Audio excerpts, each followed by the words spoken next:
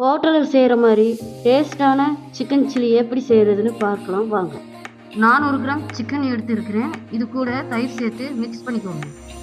சிக்கனில் தயிர் மிக்ஸ் பண்ணதுனால சிக்கன் சாஃப்டாக வரும். இதை ஒரு 15 நிமிஷம் ஊற வைங்க.